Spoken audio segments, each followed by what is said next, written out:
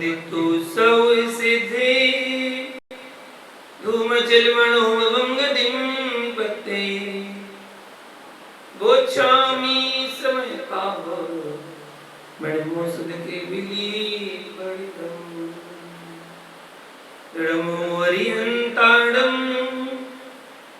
रमो सिद्धाड़म रमो आयरी आड़म रमो वज्रायाड़म रमो लोए सौसाहुणम।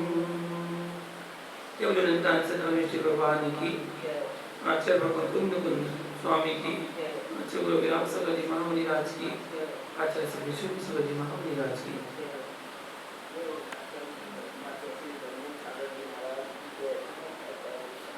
महानुभाव समय सार ग्रंथ की वाचना के अंतर्गत अमृतम स्वामी की कलश की व्याख्या पर चल रही है। 229 नंबर गाथा पर जो 159 नंबर 160 नंबर कलश आचार्य भगवान ने लिखा है, उसकी व्याख्या को हम पर जान रहे हैं। आचार्य भगवान कहते हैं चंदन का वृक्ष बबूल जैसा काला कलर का होता है, बिल्कुल काला कलर का।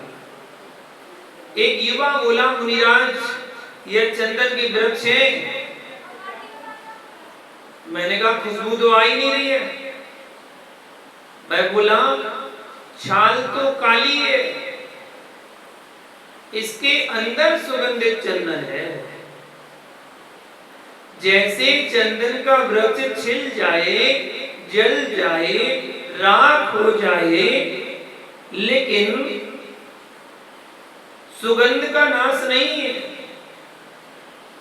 ऐसे ही आत्मा का ज्ञान गुण है। आत्मा नरक चली जाए, निगोद चली जाए, सिद्ध बन जाए, लेकिन ज्ञान गुण का कभी नाश नहीं होता है। जैसे स्वर्ण धातु मिट्टी में भी डाल दो तो अपने स्वर्ण पने का त्याग नहीं करती है, इसलिए ज्ञान अनादि है, अनंत है, अचल है। जब तक मैं हूं, जैसा हूं वैसा हूं, वहां ज्ञान गुण का ह्रास कभी नहीं होगा, वह सदा होता है। इसलिए मेरी आत्मा में किंचित मात्र भी आकस्मिक भय नहीं होता है। ज्ञान गुण उससे भिन्न नहीं है, ज्ञान गुण उससे अलग नहीं है। चाहे मैं किसी पर्याय में चला जाऊं, नरक में जाऊं, देव में जाऊं, नारकी जाऊं, मनुष्य जाऊं या सिद्ध पर्याय में जाऊं, कहीं भी चला जाऊं, मेरा ज्ञान गुण उससे जाने वाला नहीं है। ज्ञानी पुरुष आकस्मिक भय से भी निसंग रहता है। अपने सहज ज्ञान का हमेशा वेदन करता है। सम्यक दृष्टि निर्गंध तपोधन योगी जिसकी निर्ग्रंथ मुद्रा भी रहेगी, लेकिन वह हाय हाय नहीं करेगा। जीवन भर तुमने क्या किया है यह अभी पूछने का नहीं है। अंतिम श्वास के समय में निज आत्मा और भगवान दिखाई दे, समझो साधना निर्मल हुई है। मृत्यु के काल में जिसे हॉस्पिटल नजर आए, उसका तत्व ज्ञान विपरीत था। मृत्यु के काल में भगवान निज आत्मा और जिनवाणी दिखने लग जाए, आने लग जाए, समझो सम्यक रहे। हृदय की डायरी में नोट कर लेना और अपनी अपनी व्यवस्था बनाकर चलना। तुमने इतना सब कुछ किया बेटों के लिए, तुम्हें बेटे पर विश्वास नहीं है। वे बेटे भी किस काम के, जब तक पिताजी स्वस्थ रहे तब तक घर में रखा और अवस्था अस्वस्थ होने पर हॉस्पिटल में पटक दिया। अब यहाँ अच्छे से मरो, ओहो शांति से मरने भी नहीं दिया। मेरी अंतिम सांस निकलने को आए तो मेरे को हॉस्पिटल मत ले जाना, तो क्या करें? गोलियां ना खिलाएं, जिनवाणी की औषधि पिलाएं, महामंत्र का जाप सुनाएं, जिनके साथ तुमने जीवन भर अच्छा काम किया हो वे तुम्हारे लिए इतना भी नहीं कर सकते क्या? पहले से बोल के रखना, कम से कम इतना तो अच्छा करे हमारे साथ कि हमारा अंत तो अच्छा सा कर दें। वे भी बेचारे कब करेंगे? जब तुम जीने का लाभ छोड़ोगे तभी समाधि को प्राप्त कर पाओगे।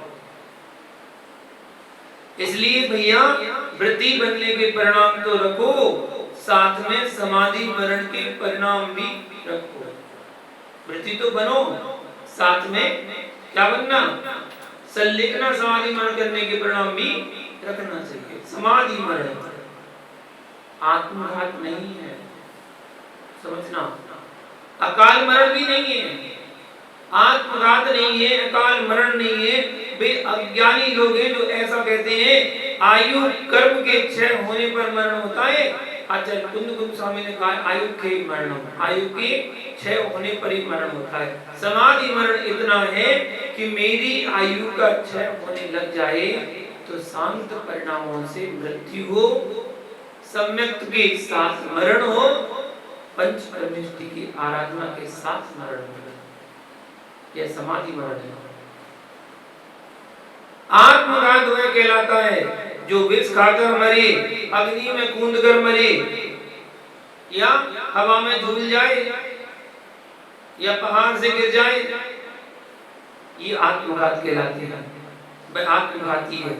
समाधि मरण में यह सब भी नहीं होता, संलेखना मरण में वह सब कुछ भी नहीं है। जिन शासन में बलात् मरण होता ही नहीं है, जबरदस्ती आयु कर्म के क्षय होने के काल में परिणामों को शांत रखना, इसलिए जीने की इच्छा नहीं करना। दुख के दिन आ गए हैं, हे भगवान जल्दी चला जाता, जरा सेवा होने लग गई सुतनक और जी लेता। सेवा होने लग गई, सुभावना आ रही, तनक और जी लेता। और जब कोई पूछने के लिए नहीं आ रहा है सो क्या कह रहा है? हे भगवान जल्दी उठा ले, अब मुझे यहाँ पर नहीं रहना, कोई पूछ नहीं रहा, इसलिए जीने की इच्छा भी नहीं होगी।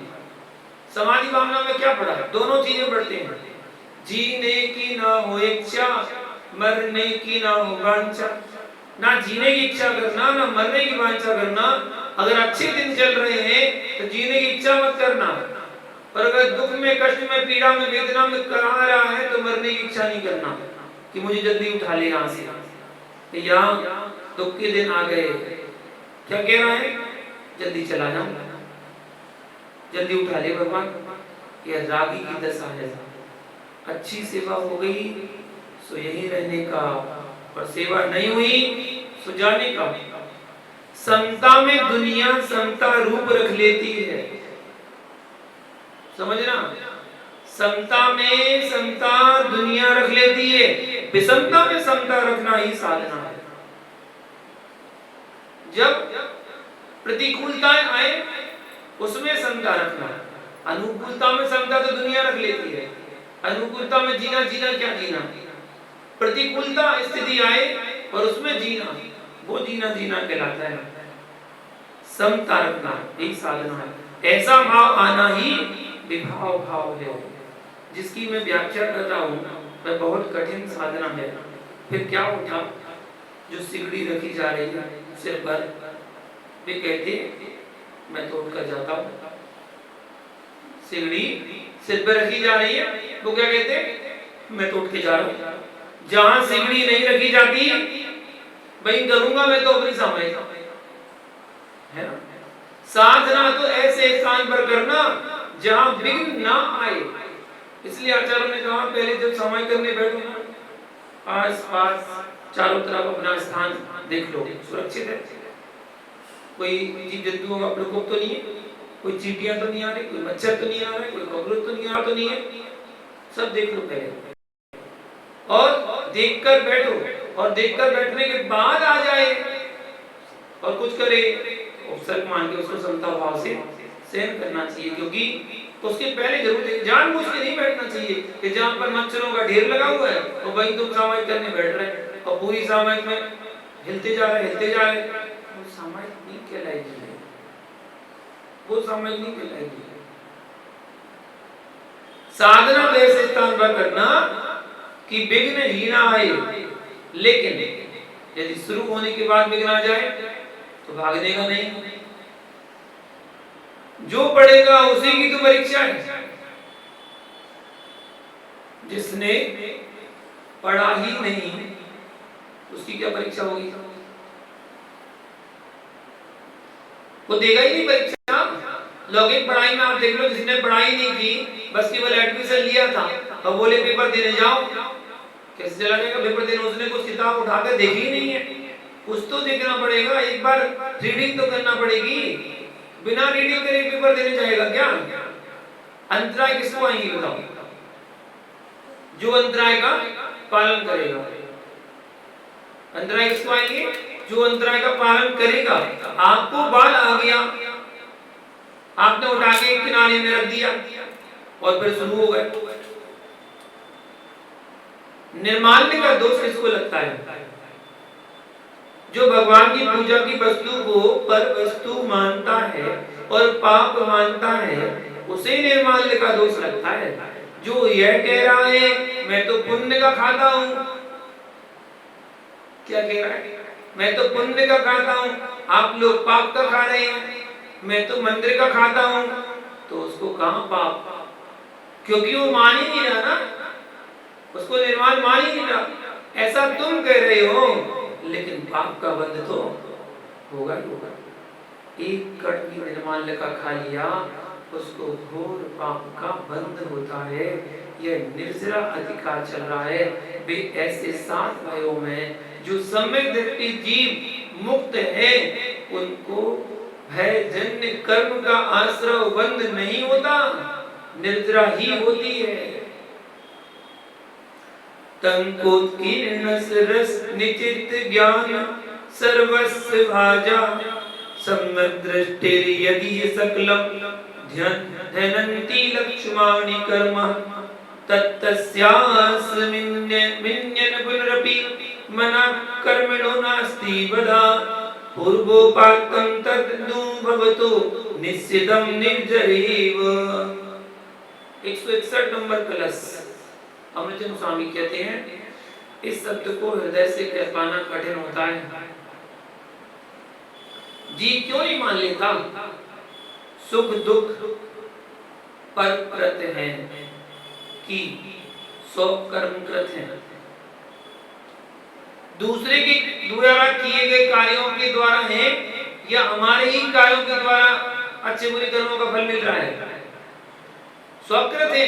जब स्वकृत कर्म है, स्वकर्म कृत है, इसमें पर पुरुष निमित्त तो बन सकता है, परंतु कृत कर्म तो स्वयं का ही होता है।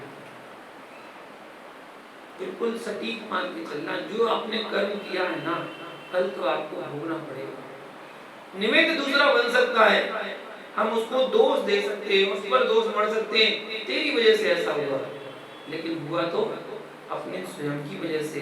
इस बात को यह जीव पीड़ा के काल में क्यों भूल जाता है? सांप ने भी डसा है भैया।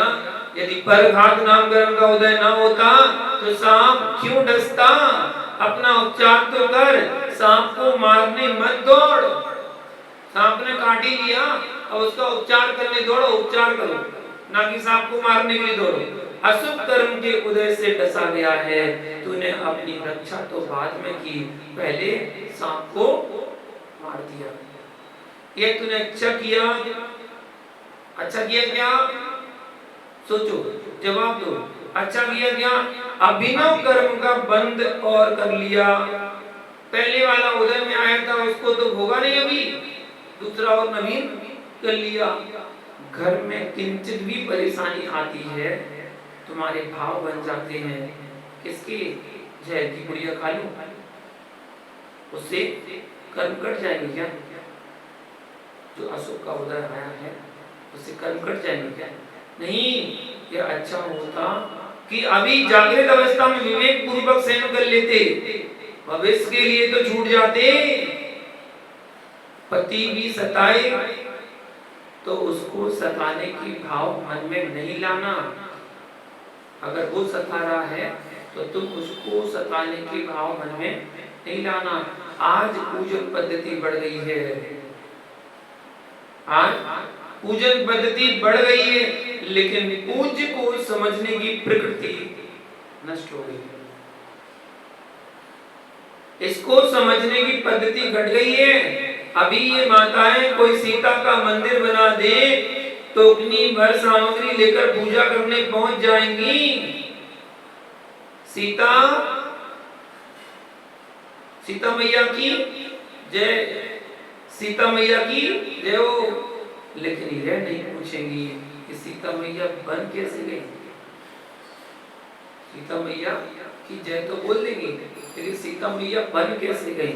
सीता ने राम को कटघरे में खड़ा नहीं कराया, जबकि राम ने सीता को जंगल में छुड़वा दिया था। जंगल में छुड़वा दिया था। सीता चाहती तो कटघरे में खड़ा करती, कोर्ट केस कर देती, अदालत केस कर देती कि हमें कैसे छुड़वा दिया। और जब जंगल से लौटकर आई तब राम ने अग्निकुंड में डलवा दिया। लेकिन तब भी सीता ने यह नहीं कहा कि राम ने मेरे साथ ऐसा क्यों किया। सीता ने यही कहा कर्मों का दोष है, मेरा दोष, मेरे कर्मों का दोष, पति ने कुछ नहीं किया। सीता ने अच्छा कहा कि बुरा कहा? अच्छा कहा। तो आपके मुख से ये सब क्यों नहीं निकलता? उन्हें राम बना दो तो हम ऐसा बोलते हैं। सीता लोकमान्य क्यों है, उसका नाम क्यों लेते हैं? देखो वैदिक दर्शन में जब परस्पर अभिवादन करते हैं तो राम का नाम बाद में लेते हैं, पहले सीता का नाम पहले लेते हैं। सीताराम क्या बोलते हैं? सीताराम। और तुम्हारे पति को बुखार भी आ जाए तो ये नहीं कहते नड़ देखो, नाड़ी देखो। पापी जीव की काक गति, मंडूक गति चलती है, पुण्यात्मा जीव की हंस गति चलती है।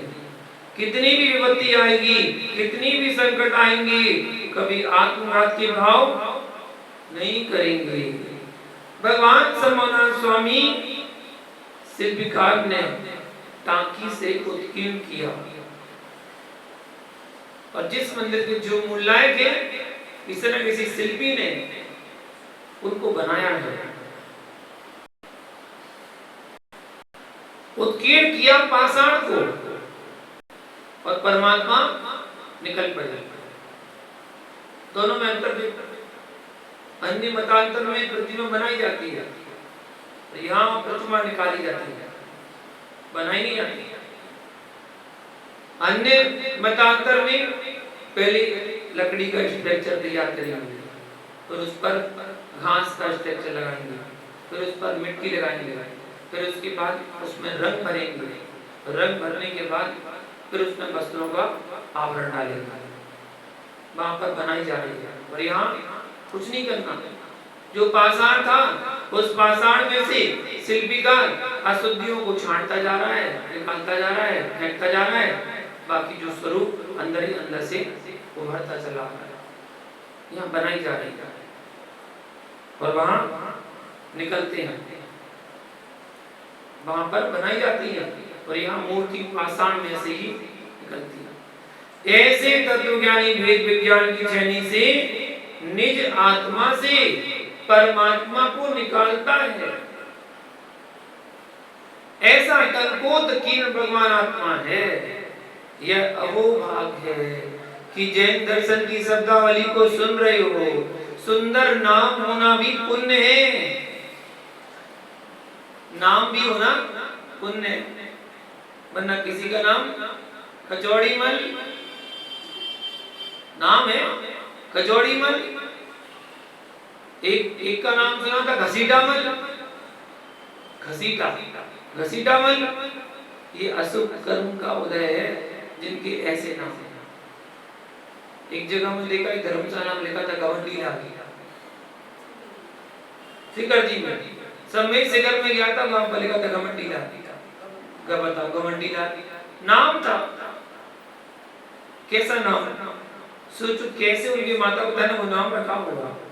नाम है कचौड़ी मल, घसीटा मल, गवंडी मल, और पैसा है नहीं है, पैसा है नहीं है, इतना नहीं है कि 2 वक्त की रोटी अच्छे से खा पाए, और नाम करोड़ी मल है। नाम क्या है? करोड़ी मल। ऐसे ऐसे नाम रखे जाते हैं, नाम की तो बात ही पूछो मत। बस एक बार मैंने पूछा, ऐसे नाम क्यों रख देते थे, कैसे रखते थे, क्या सोच के रखते थे? बोले जिस समय बच्चा हुआ और उस समय बच्चे के होते समय जो काम हो रहा होता था, जिसमें नजर पड़ गई तो वो नाम रख देते। बोले एक बार कैसे? बोले एक बार वो जलेबी बन रही थी, बच्ची का जन्म हुआ तो जलेबी बाई नाम रख दिया उसका, जलेबी बाई। अच्छा, ऐसे ऐसे नाम रखे जाते। कोई संतरा खा रहा था तो संतरा बना दिया, कोई अंगूर खा रहा था तो अंगूर ही बना दिया। बस जो सामने दिख गया सो नाम हो गया। अंधेरा था, बच्चे का जन्म हुआ, लाइट आ गई, प्रकाश नाम। क्या क्या नाम रखे जाते हैं? अशुभ कर्म का उदय, जिनके ऐसे नाम हैं, वर्धमान, महावीर, अतवीर, वीर, सन्मति, ये पुण्यात्मा के नाम हैं। इसलिए जब नाम रखवाने की बात आई तो मुनिराजों के पास ले जाना और मुनिराज से कहना, मुनिराज कोई अच्छा जिन धर्म से संबंधित नाम दे दो, वो रख देंगे नाम। वरना आज की जो नेट है ना, नेट इंटरनेट, उसके द्वारा नाम सोचे जाते हो, पता नहीं कौन कौन से कैसे कैसे नाम सोचते हैं, सुनकर भी लगता है पता नहीं क्या नाम रख दिया। कई नामों के नाम तो एक ही होते हैं, सूर्य की पहली किरण, सूर्य की पहली किरण, बस इसका अर्थ निकला है। भूमि, पृथ्वी, ऐसे नाम निकलते हैं तो उसका अर्थ ये निकलता है। कहीं किंजल, पिंजल, कहीं अनायरा, कनायरा, कियारा, पियारा, ऐसे ऐसे नामों को रखते हैं अपने जिन धर्म को नाम छोड़कर। मेरी आत्मा टनकोत की निज रस से पूरी सम्यक दृष्टि आत्मा है। सम्यक दृष्टि जीव संपूर्ण कर्म को ध्वंस कर देता है।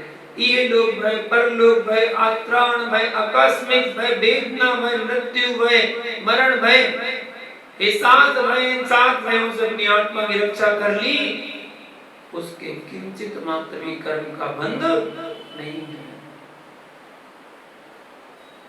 जो पूर्व में बंध हुआ था उसको सहज भाव से अनुभव तो है, और उसको भोगते हुए भी बंध को प्राप्त नहीं हो रहे, उसकी निर्जरा ही होती है।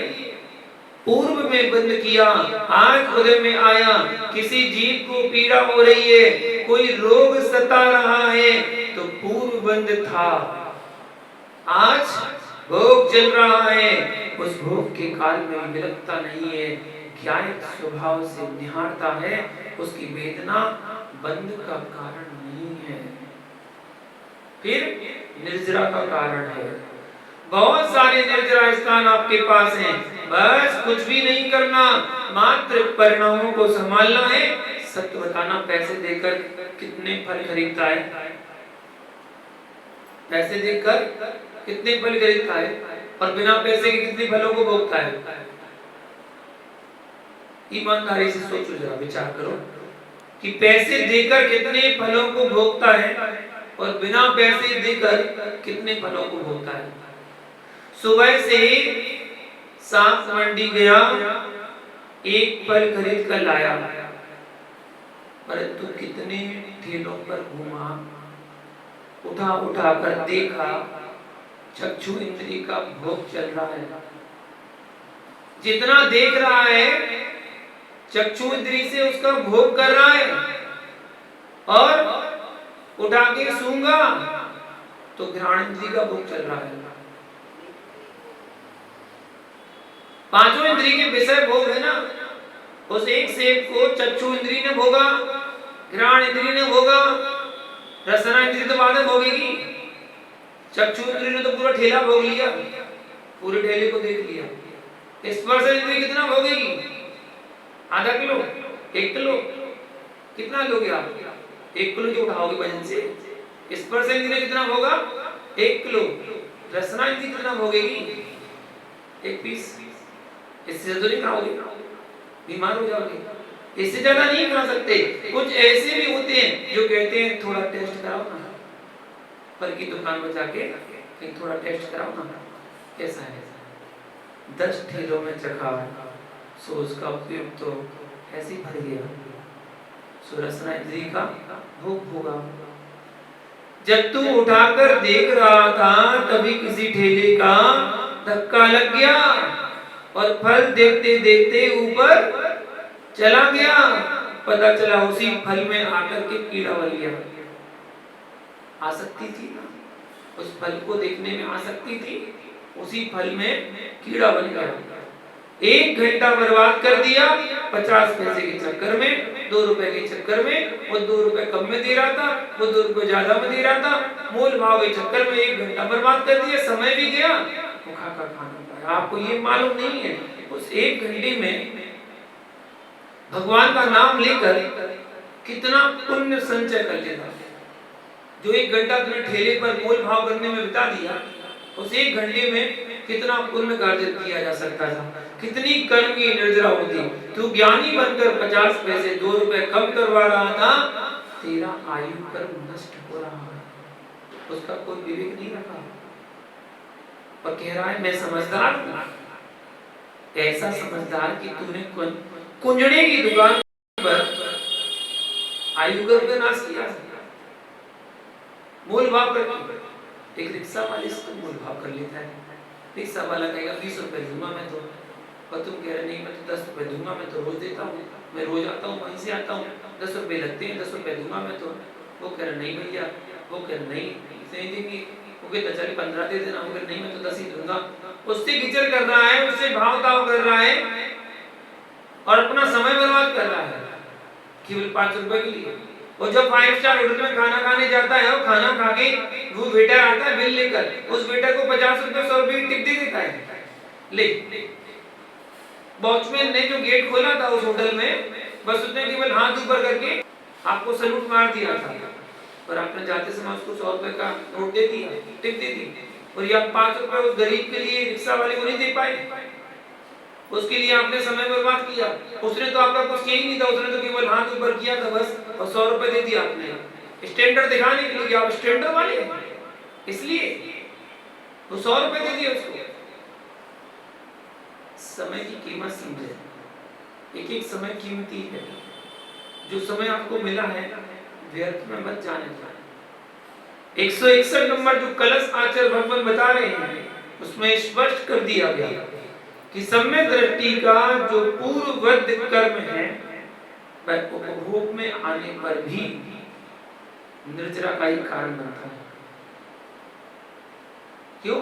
राग दृष्टि का अभाव होने पर, राग दृष्टि नहीं है उसकी, इसलिए निर्जरा का कारण बन रहा है। आचार्य भगवान कह रहे हैं जो 4 पायों को छेदता है, मिथ्यात अवृत्ति कसाय योग, ये 4 प्रत्यय हैं, प्रमाद कसाय में गर्हित है। ऐसे 4 प्रत्ययों को जो छेद देता है, निसंग होकर काटता है, उसी आत्मा को सम्यक दृष्टि जानना चाहिए।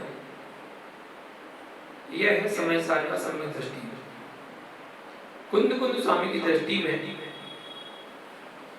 अवृत सम्यक दृष्टि जीव की प्रधानता नहीं है। नहीं तो मात्र इतना लिखते जो मिथ्यात्व को छेदता है, 4 पायों को जो छेदता है, जो अवृत को छेदेगा वह वृत्ति होगा, जो कसाय को छेदेगा वह चारित्रवान होगा। अवृत्ति सम्यक दृष्टि जीव निज गुण स्थान की अपेक्षा से जितना छेद सकता है उस अपेक्षा उसकी निर्जरा होगी। जो तंकोत्कीर्ण निज स्वभाव से भावित है वह है सम्यक दृष्टि जीव। संकादिक भाव से तो कर्म बंध है, मिथ्यात्व अवृत्ति कसाय योग इन चार भावों का उसके अभाव हो गया है तो उसके संकाधिकृत बंध नहीं होता, अपितु निर्जरा ही होती है। ऐसा जानना चाहिए। महान भाव यह जीव जब चारों पायों का छेदन कर देता है तभी सम्यक मार्ग की प्राप्ति को प्राप्त होता है। मिथ्यात्व अवृत्ति कसाय योग में चार पाए निज गुणस्थान संबंधी अवस्था को प्राप्त होता हुआ यह जीव क्रम से इन अवस्थाओं से अपनी आत्मा की रक्षा करता है। आत्मा का सर्वप्रथम वैरी कौन? सबसे बड़ा शत्रु कौन? आत्मा। वो है मिथ्यात्व, सबसे बड़ा शत्रु।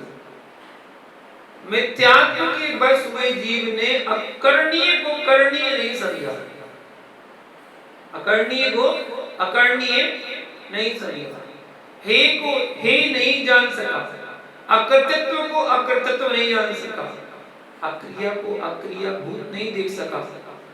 यह मिथ्यात्व की महिमा है। जिसको हे उपाधि का ज्ञान है, जिसका आपा पर का भेद विज्ञान जगह है, वही संबंध को प्राप्त कर सकेगा। जिसको आपा पर का भेद नहीं है, वह भेद विज्ञान को प्राप्त नहीं हुआ है, वह जीव संसार मार्गी ही है। गृहीत मिथ्यात्व को छोड़ने की दृष्टि तो अनंत लोगों की है, परंतु तुम्हारे अंदर जो अगृहीत मिथ्यात्व है उसे छोड़ो। गृहीत मिथ्यात्व को छुड़ाने के राग में लोग गृहीत मिथ्यात्व प्रदान कर रहे हैं। यह स्व का विवेक होना चाहिए। यदि कोई विद्वान यह कहे कि सरागी की उपासना मत करो, कुदे कुगुरु कुशास्त्र की उपासना मत करो, इनको स्वीकार मत करो, दूसरे के उपदेश से इनको ग्रहण मत करो, ऐसे गृहीत मिथ्यात्व की चर्चा कर रहा था, वह जीव स्वयं ही अपने आप को पूज्य घोषित करे और आप उसकी पूजा करने लग जाओ और वह अपनी पूजा को हे दृष्टि से अपने व्याख्यान में ना कहे। भैया अन्य की गृहीतता से छुड़ा रहे हो और स्वयं के गृहीत मिथ्यात्व में ढाल रहे हो। अन्य का तो छुड़ा दिया लेकिन स्वयं के में लगा दिया। बड़े विवेक से सुनना। एक जीव यूं कह रहा है यह सरागी का चित्र है, इनकी उपासना मत करो, लेकिन वह स्वयं ग्रस्त है। एक ब्रह्मचारी के भेष में है, वह जीव अपने आप को यूं कहे अथवा वह अपने से ना कहे, उसके भक्त उसको कहने लग जाएं, मेरे सद्गुरु तो आप ही हो। किससे कह रहा है? ब्रह्मचारी से। ऐसी दृष्टि सरागी जीव के प्रति यदि आ रही है, जैन परंपरा में मात्र दिगंबर गुरु को ही सद्गुरु उपमा दी जाती है। पंच परमेष्ठी भगवान कहा जाता है जो जिन लिंग से शून्य है, जिस जीव के पास द्रव्य लिंग भी नहीं है। क्या द्रव्य जिन लिंग के अभाव में आप भावलिंग का सद्भाव मानते हो? जब द्रव्य जिन लिंग होगा तभी भावलिंग की संभावना है। जिसके पास द्रव्य भी नहीं है वहां तो भावलिंग की संभावना ही नहीं। जहां द्रव्य लिंग है वहां तो भावलिंग उत्पन्न होता है। जहां द्रव्य लिंग ही नहीं आया वहां भावलिंग होता ही नहीं है। इसलिए वीतराग मार्ग पर दृढ़ रहना, मुझे जिनदेव से हटा करके, जिनवाणी से हटा करके, निर्ग्रंथ गुरुओं से हटा करके, ये मात्र मुझे अपनी पर्याय पर स्थिर करना चाहते हैं। ये पर्याय पर स्थिर करना चाहते हैं। अरे ज्ञानी, जब मेरी पर्याय मेरे कल्याण का साधन नहीं है तो तेरी पर्याय मेरे कल्याण का साधन कैसे?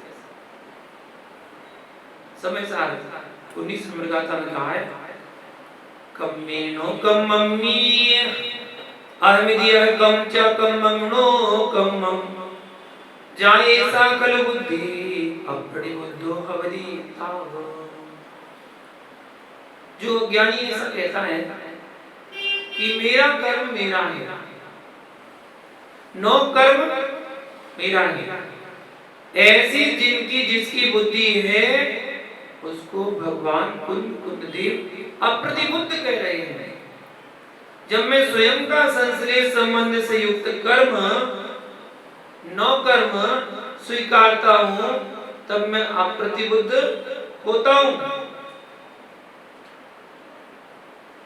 पर के कर्म नो कर्म को जब मैं अपना मानने लग जाऊंगा तो ज्ञानी कैसे हो जाऊंगा?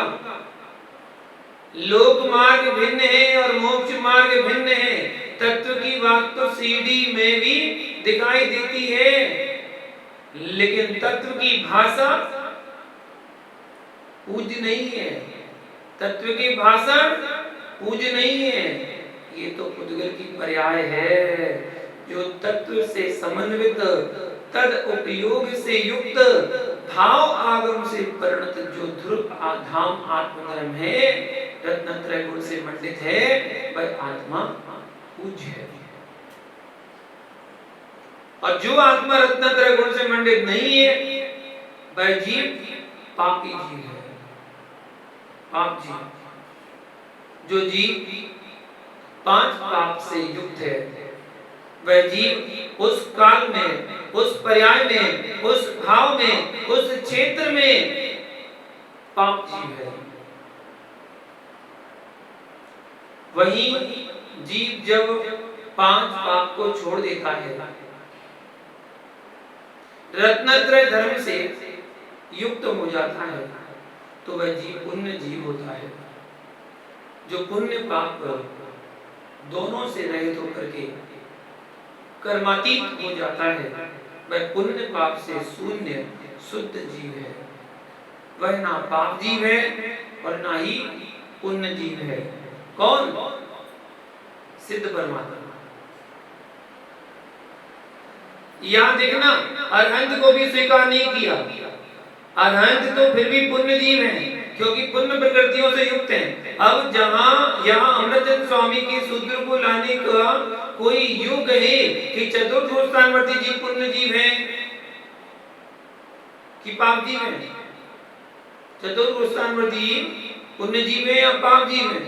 तो अरे जीव, जब तू आर्त रौद्र ध्यान में बैठा होगा चतुर्थ स्थान में भी चारित्र गुण की दृष्टि से, अशुभ ध्यान की दृष्टि से पाप जीव ही है। और जब पंचम गुण स्थानवर्ती देशवर्ती अपने सम्यक गुण की अनुभूति ले रहा है, 5 पापों से अपने को हटाकर वेदन कर रहा है, देश संयम के पालन को परिणमन कर रहा है, पंच परमेष्ठी की आराधना कर रहा है, तो वह जीव पुण्य जीव है। लेकिन 5 इंद्रियों का उपयोग करते हुए आर्त ध्यान, रौद्र ध्यान से युक्त होते हुए जीव को पुण्य जीव स्वीकार नहीं किया, पाप जीव के एवं भूत नय से, क्योंकि उस समय वो क्रिया कर रहा है। एवं भूत नय कह रहा है जिस समय जो क्रिया कर रहा है वह वैसा है। पाप क्रिया कर रहा है, तेरा ज्ञेय पाप है, तेरा ज्ञान पाप में जा रहा है। जैसा ज्ञान का परिणमन ज्ञेय में हो रहा है, ज्ञान गुण तेरे से भिन्न नहीं है और ज्ञान गुण से भिन्न तू भी नहीं है। जैसा तेरे ज्ञान का परिणमन होगा वैसा ही आत्मा का परिणमन हो रहा है। यह कुंद स्वामी प्रवचन सार ग्रंथ की गाथा नंबर 8 में कहते हैं, परिणमधिजेन दब्बम तत्कालम तन्मय तिपर्णतम तम धम्म पर्णदो आधा धम्मो मुनि दब्बो। स्फटिक मणि जपा पुष्प जैसा पुष्प आता है वैसा मणि का परिणमन होता है। पीला पुष्प रखो तो प्रतिमा पीली दिखेगी, नीला पुष्प रखो तो नीली दिखेगी। तो वैसा मणि का परिणाम हो जाता है। दो दृष्टियां, मणि मणि है और पुष्प पुष्प है। अरे ज्ञानी, मणि स्वतंत्र है, स्वतंत्र होने पर भी उसमें परिणमन की योग्यता ना होती तो पुण्य के आने पर वह पीला क्यों हुआ, लाल क्यों हुआ? यदि एकांत रूप से पुष्प का परिणमन पुष्प में मानते हो तो उसी पुष्प को कांच फलक के सामने ले जाएगी। सामान्य अन्य पत्थर के सामने ले जाइए, उसको भी लाल पीला होना चाहिए? नहीं, पुण्य के संयोग से वही लाल पीला हुआ है जिसमें होने की योग्यता थी। इसी प्रकार से शुभ रूप परिणत होना, अशुभ रूप परिणत होना, यह जपा पुष्प का स्थानीय शुभ अशुभ परिणाम है। जो परिणति हो रही है वह स्फटिक मणि स्थानीय आत्मा है। यदि जीव इस विषय को नहीं मानता है तो क्या आपत्ति आएगी? जब तू शुभ भी नहीं है अशुभ भी नहीं है तो शुद्ध कैसे होगा? हम तो शुद्ध उसे ही बनाते हैं जो शुभ अशुभ में रहित होता है। इसलिए पहले आपको शुभ भी स्वीकारना होगा, अशुभ भी स्वीकारना होगा। जब शुभ अशुभ से रहित हो जाएगा वही शुद्ध जीव होगा। पहले सहित मानोगे, लेकिन सहित में सहित ही मत मान लेना। सहित है, आत्मा का कर्म के साथ संश्लेष संबंध है, विभाव भाव सहित है, संश्लेष संबंध सहित है, परंतु जो जो संश्लेष होता है वह स्वभाव नहीं होता है। संश्लेष सहित स्वीकारना, लेकिन संश्लेषण का अभाव ही शुद्ध स्वभाव है। पहले सहित है और सहित में रहित को देखें। जो मोहित में जो सहित है, मैं सहित ही मान ले, वह वैराग्य। जो सहित में रहित भी देखे वह अंतरात्मा। कोई भी वस्तु एकांतवादी नहीं है, वो किसी न किसी अपेक्षा से उसको लगाओ, यथार्थ का ज्ञान होगा। जो अशुद्ध आत्मा ने शुद्ध आत्मा भी देख वह अंतरात्मा है। अशुद्ध बने के साहित्य बने को जो निज पुरुषार्थ से रहित बना कर दे उसका नाम भगवान आत्मा है। ऐसा दृढ़ विकल्प, ऐसा दृढ़ ज्ञान, ऐसा ज्ञान जब तक नहीं आया अभी आपका मिथ्यात्व दूर है। अभी आपका मिथ्यात्व दूर है और मिथ्यात्व नहीं किया है आपका भी। बाहरी सरागी देवी देवता की उपासना छोड़ देना मात्र सम्यक की सूचना नहीं है, उनको तो छोड़ना ही चाहिए। इसके बाद आपके अन्य धर्मात्मा जो चतुर्थ गुण स्थान आदि में है, इनको यदि तुमने भगवत रूप पंच परमेष्टि रूप पूजना प्रारंभ कर दिया तो ये भी मिथ्यात्व है, शंका नहीं है, इसमें कोई शंका नहीं है। उनको भगवान मान के पूज रहे हैं, देवगति के जीव को। भगवान महावीर स्वामी ने जन्म कल्याणक महोत्सव आदि को यदि जीव मिथ्यात्व कह दे, पर एक रागी के जन्म महोत्सव में, वस्त्रधारी के जन्म महोत्सव में खिचड़ी बांटे, प्रसाद बांटे, पंचम काल में जो जो जन्म लेते हैं मिथ्या दृष्टि ही होते हैं। नियोग देखो, जो जन्म लेगा वो मिथ्या दृष्टि होगा, मिथ्यात्व से सहित होगा। किसी संयमी का तुमने मना भी लिया तो यह माना कि इसने संयम स्वीकारा है, इस अपेक्षा से तुमने मनाया है। जिसके पास संयम ही ना हो, असंयम में जी रहा हो, और सम्यक इसलिए नहीं कह सकते कि विपरीत बने को छोड़ नहीं रहा है। ऐसे जीव के जन्म आदि महोत्सव मनाने में लिप्त हो रहे हो और उससे अपना मोक्ष मार्ग आदि मान रहे हो, तो तुम मोक्ष मार्ग से अभी दूर हो, दुरात्मा हो। इसलिए जगत को मत देखना कौन क्या कर रहा है, कम से कम आप 100 आत्मा की रक्षा तो कर ही लेना। मैं तो लोक में अनुभव करता हूँ, और मेरे ही बीच के लोगों क्यों ना हो, उनके विप्रयास को देख करके मैं अपने को उनसे दूर कर लेता हूँ। देह से भले भी मेरे पास वे पास में रहें, लेकिन उनके मत से अपनी रक्षा करता हूँ, क्योंकि देहों के साथ में रहने से मिथ्यात्व, देह के साथ में रहने से मिथ्यात्व नहीं जन्मता, ना ही बढ़ता है। देहों के साथ रहने से सम्यक्त भी नहीं बढ़ता।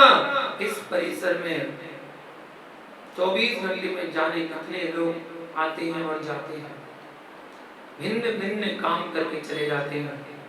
ये जैनी लोग बाद में आते हैं, गेट कोई दूसरा ही खोलता है, और आप तो 24 घंटे में 1-2 बार आते हो। कबूतर तो 24 घंटे जिनाले के ऊपर ही रहते हैं। क्या सन्निकट होने से सम्यक प्रकट हो जाएगा? निमित्त तो बनता है, पर निमित्त उसी के लिए निमित्त बनता है जिसका उपादान प्रबल होता है। सन्निकट होने से सम्यक्त नहीं बढ़ेगा, आत्मा के सन्निकट होने से सम्यक्त बढ़ेगा। आप यह कहो कि मैं सबके बीच रहूं, कहीं मिथ्यात्व में ना चला जाए, वह भी तेरी श्रद्धा का विषय है। अपनी अस्थिरता होगी तो अनंत के मंदिर में भी मिथ्यात्व में चले जाओगे। अनंत के मंदिर में गए तो आप वहां मिथ्यात्व में चले जाओगे, और स्थिरता होगी तो शमशान घाट पर जहाँ डाकनी साकनी चिल्ला रही हैं, दहाड़ रही हैं, शांति रहेगी। जयवंत हो वे देश भूषण कुलभूषण मुनिराज, जहाँ पर उस देव ने नाना रूप कर उपसर्ग किया, तब भी उन वीतरागी तपोधनों ने नैनों को भी उठाकर नहीं देखा। बाहर का उपसर्ग बाहर में है, मैं तो भीतर निज स्वरूप में लवलीन हूँ। यदि वीतरागता के मार्ग में मेरा साधर्मी भी विपरीत रूप में झलक रहा है, अपन को समझ में आ रहा है, धर्मी के नाते साथ में बैठा हूँ, किंतु उसके अभिमत से मेरा अभिमत किंचित भी मिलान नहीं खाता है, कुतत्व की प्रीति है, तो मिथ्या है। महानुभाव, स्वतत्व की प्रतीति हो, प्रतीति ही तो सम्यक है।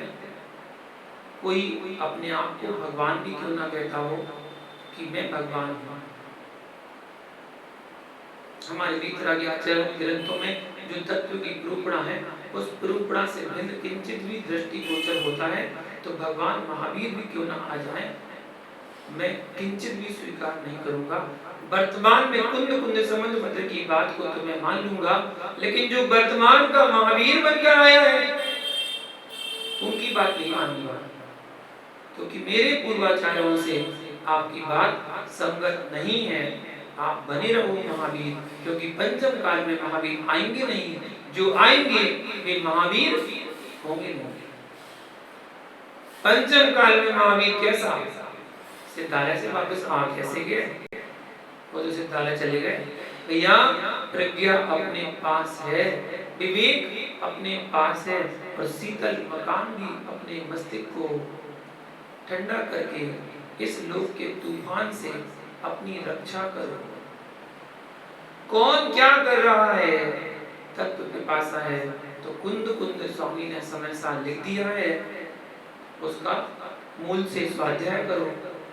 तत्व पिपासा है, परमात्म प्रकाश पढ़ लो, द्रव्य संग्रह का अध्ययन कर लो, नए चक्र पढ़ लो, प्रवचन सार नियम सारे दोनों ग्रंथों का आडोलन कर लो, लेकिन तत्व पिपासा के राग में विष मत खाओ, विष मत पियो। यदि किसी ने दुग्ध भरकर रख दिया है और उसमें छिपकली गिर गई हो, विष की कणिका चली गई हो, उसका सेवन करना कौन पसंद करेगा? तत्व पिपासा है तो शुद्ध तत्व है, उसे ही स्वीकार करेंगे। और शेष विषय इसके आगे कल देखेंगे। आज के लिए इतना ही। जय बोले पारसनाथ भगवान की।